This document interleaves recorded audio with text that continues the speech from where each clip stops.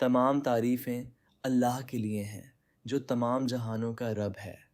हम उसी की तारीफ़ करते हैं, उसी से मदद मांगते हैं और उसी से क्षमा की दुआ करते हैं। शांति और दुआएं हमारे प्यारे नबी मोहम्मद सल्लल्लाहु अलैहि वसल्लम, उनके परिवार, उनके साथियों और क़यामत के दिन तक उनके मार्गदर्शन का पालन करने वाले सभी लोगों पर हों। प्यारे भाइयों और बहनों, अस्सलामु अलैकुम व रहमतुल्लाहि व बरकातुहू। हमारी श्रृंखला सूरहों को समझें में आपका फिर से स्वागत है। इस श्रृंखला में हम कुरान को सरल भाषा में समझने की कोशिश कर रहे हैं। केवल शब्दों को याद रखना नहीं, बल्कि यह समझना कि अल्लाह हमसे क्या कह रहा है और वे शब्द आज हमारे जीवन पर कैसे लागू होते हैं। अब तक हमने कई खूबसूरत सूरहों की खोज की है और आज हम एक ऐसी चीज़ के बारे में बात करने जा रहे हैं जिससे लगभग हर इंसान किसी न किसी रूप में संघर्ष करता है। एक ऐसी चीज़ जो चुपचाप हमारे जीवन पर हावी हो सकती है।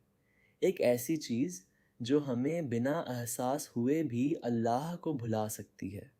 वह है और अधिक पाने की इच्छा, अधिक पैसा, अधिक संपत्ति, अधिक फॉलोअर्स, अधिक सफलता, अधिक ओहदा, अधिक पहचान, अधिक सामान और अधिक मिलने के बाद भी हम फिर भी और अधिक चाहते हैं। यही सूरह अत-तकाथुर का विषय है। अत-तकाथुर शब्द अरबी की उस जड़ से आता है जो अधिक से अधिक प्राप्त करने की कोशिश से जुड़ा है। यह बहुलता, अधिकता में प्रतिस्पर्धा का वर्णन करता है। मेरे पास तुमसे ज़्यादा है, मेरा घर बड़ा है, मेरा वेतन अधिक है, मेरे बच्चे अधिक सफल हैं, मेरी कार अधिक महंगी है, मेरे अधिक फॉलोअर्स हैं, मेरे पास अधिक सोना है, मेरे पास अधिक ज़मीन है, मेरा अधिक प्रभाव है। और कभी कभी एक शब्द भी कहे बिना हम अपना पूरा जीवन दूसरों से खुद की तुलना करने में बिता देते हैं। समस्या बरकतें, वरदान होना नहीं है। समस्या तब होती है जब बरकतों का पीछा करना ही हमारे अस्तित्व का उद्देश्य बन जाता है। इस्लाम पैसा कमाने से मना नहीं करता है। इस्लाम हमें गरीबी में जीने के लिए नहीं कहता है। इस्लाम यह नहीं कहता कि एक सुंदर घर, एक सफल व्यवसाय या वित्तीय सुरक्षा होना पाप है। समस्या तब शुरू होती है जब पैसा दिल में दाखिल हो जाता है और अल्लाह को बाहर निकाल देता है। आप अपने दिल में रखे बिना भी अपने हाथों में धन रख सकते हैं। यही वह संतुलन है जो इस्लाम सिखाता है। सूरह अत-तकाथुर एक मक्की सूरह है, जिसका अर्थ है कि यह मक्का में पैगंबर मोहम्मद सल्लल्लाहु अलैहि वसल्लम के मिशन के शुरुआती वर्षों में मदीना की हिजरत प्रवास से पहले नाजिल हुई थी।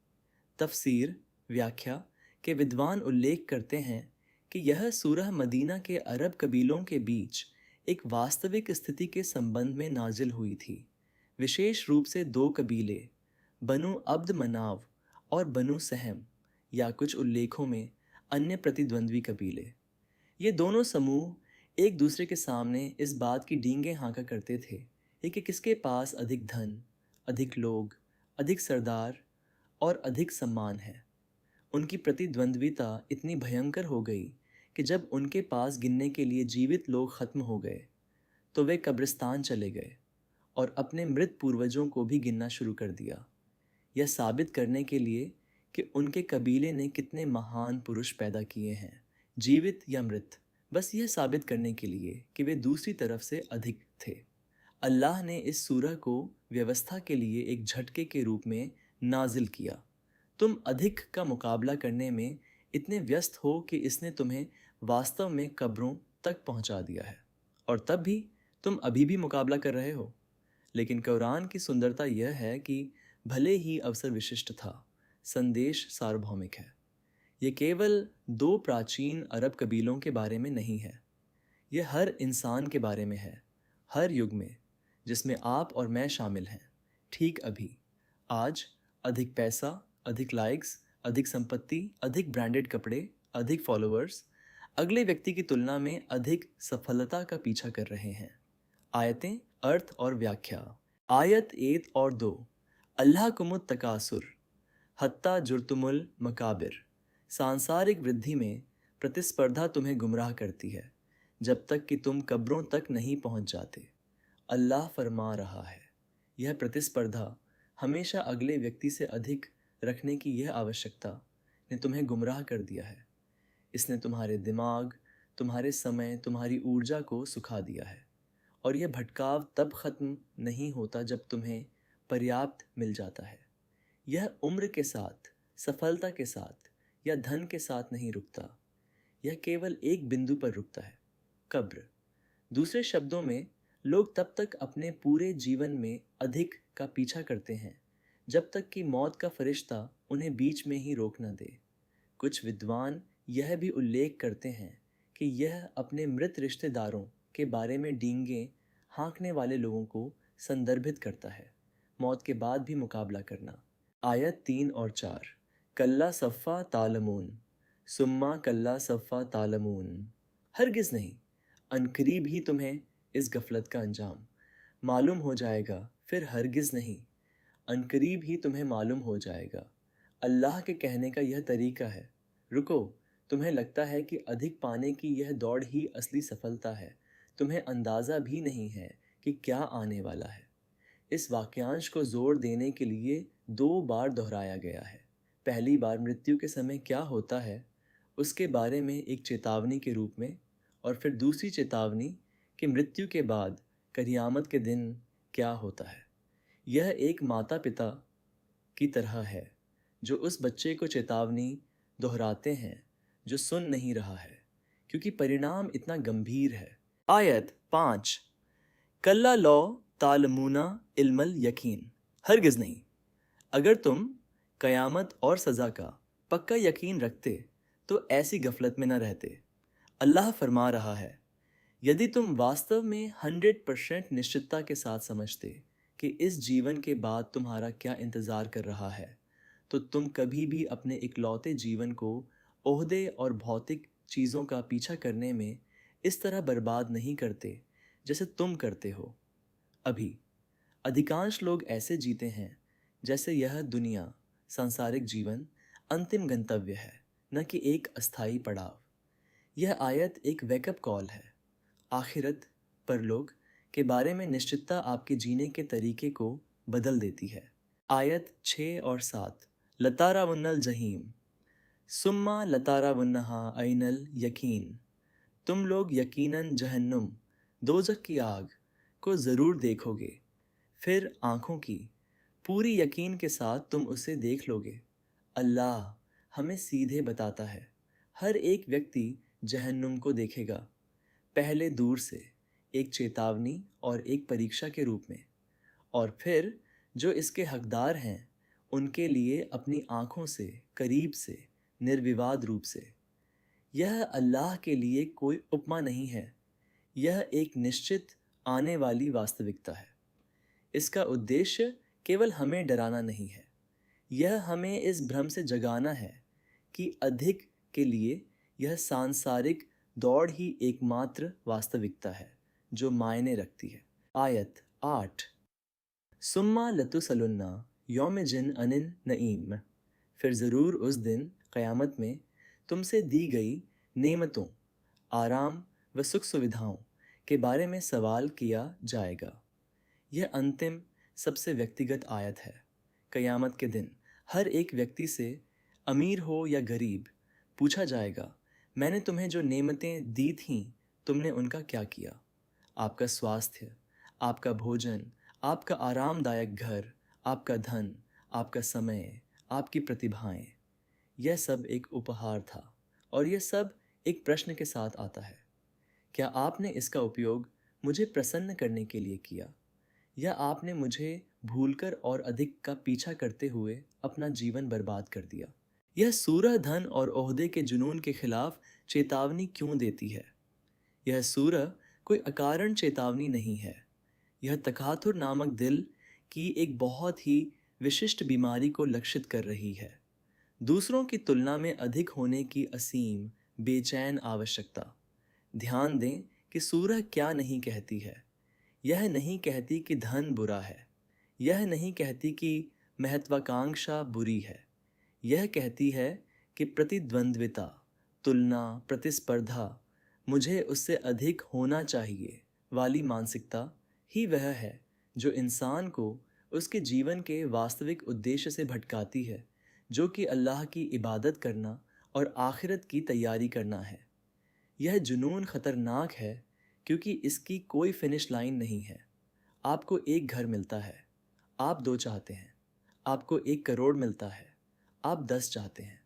आपको 10,000 फॉलोअर्स मिलते हैं, आप 1 मिलियन चाहते हैं। यह कभी संतुष्ट नहीं करता, यह केवल भटकाता है जब तक कि मौत न आ जाए और दौड़ को बीच में ही न रोक दे। आयत 1-2 में ठीक इसी का वर्णन किया गया है। यह दैनिक जीवन में क्यों मायने रखता है? विशेष रूप से आज 1400 साल पहले यह सूरह 2 कबीलों द्वारा एक तर्क जीतने के लिए अपने मृत रिश्तेदारों को गिनने के बारे में नाजिल हुई थी। आज हमें इस बीमारी को देखने के लिए कब्रिस्तान जाने की आवश्यकता नहीं है। हम इसे हर दिन अपने फ़ोन पर देखते हैं। हम अपने वेतन की तुलना अपने दोस्त के वेतन से करते हैं।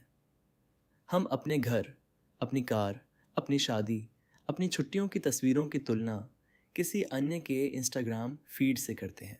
हम ओवरटाइम काम करते हैं, नींद का त्याग करते हैं, परिवार के समय का त्याग करते हैं, अपनी प्रार्थनाओं का त्याग करते हैं। यह सब अगले व्यक्ति से अधिक पाने के लिए। चाहे हम कितना भी कमा लें, ये कभी भी पर्याप्त महसूस नहीं होता, क्योंकि लक्ष्य कभी भी पर्याप्त नहीं था। लक्ष्य उनसे अधिक बन गया।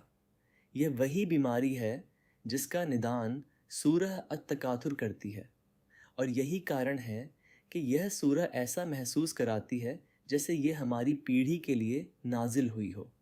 लेकिन यहाँ महत्वपूर्ण स्पष्टीकरण है, और यह इस पूरे एपिसोड का दिल है। इस्लाम यह नहीं कहता कि पैसा कमाना पाप है। पैगंबर मोहम्मद सल्लल्लाहु अलैहि वसल्लम स्वयं एक सफल व्यापारी थे।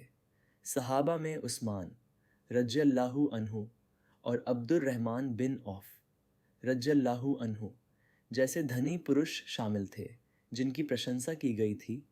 उनके धन के लिए उनकी निंदा नहीं की गई थी। पाप तब है जब धन का प्रेम आपके दिल पर हावी हो जाता है, जब दुनिया का पीछा करना आपको अपनी सलाह, नमाज में देरी कराता है, व्यवसाय में धोखाधड़ी कराता है, आपके माता पिता की उपेक्षा कराता है, ज़कात देना बंद कराता है, आखिरत की परवाह करना बंद कराता है, या आपके तकवा, ईश्वर चेतना के बजाय आपके बैंक बैलेंस से आपके आत्म मूल्य को मापता है। दुनिया आपके हाथ में होनी चाहिए, आपके दिल में नहीं। कमाएं, निर्माण करें, अपने परिवार का भरण पोषण करें, अल्लाह द्वारा दी गई हलाल नेमतों का आनंद लें, लेकिन अधिकतर की दौड़ को कभी भी वह चीज़ न बनने दें जो आपको परिभाषित करे, आपको आपकी प्रार्थनाओं से भटकाए, या आपको यह भुला दे कि एक दिन आपसे दी गई हर एक नेमत के बारे में पूछा जाएगा। सूरह अत-तकाथुर छोटी है, लेकिन यह हमसे हमारे जीवन का सबसे बड़ा सवाल पूछती है। आप वास्तव में क्या पीछा कर रहे हैं? यह दुनिया जो कब्र पर समाप्त होती है, या आखिरत जो हमेशा के लिए रहती है? अगली बार जब आप खुद को अपने अधिक की तुलना किसी और के अधिक से करते हुए पाएं, तो इन 8 आयतों को याद रखें। याद रखें कि दौड़ कब्रिस्तान तक समाप्त नहीं होती, और उसके बाद असली हिसाब किताब शुरू होता है। अल्लाह हमें हलाल और प्रचुर प्रावधान दे।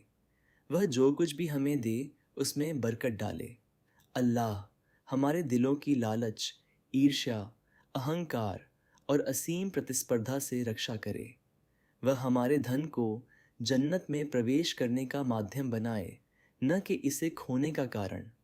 और वह हमें उन लोगों में से बनाए जो हर नेमत के लिए आभारी हैं और याद रखते हैं कि एक दिन हमसे उन सभी के बारे में पूछा जाएगा। आमीन। अगर आपको हमारा ये बयान पसंद आया हो तो प्लीज़ लाइक, शेयर और सब्सक्राइब करना न भूलें। अगर आपने पहले ही सब्सक्राइब कर लिया है तो बहुत बहुत धन्यवाद। जज़ाकल्लाहु खैरन। अस्सलामु अलैकुम व रहमतुल्लाहि व बरकातुहू।